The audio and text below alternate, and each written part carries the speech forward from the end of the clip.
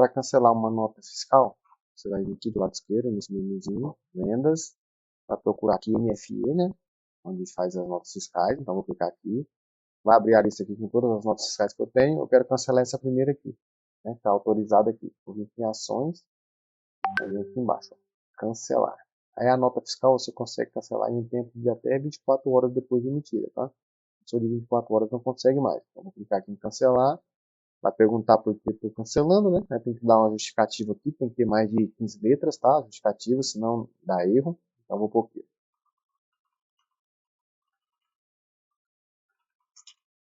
Tá? Eu tô pondo essa justificativa aqui, mas quando você for cancelar a sua aí, você coloca o porquê que está cancelando, tá? E tem que ter mais de 15 letras.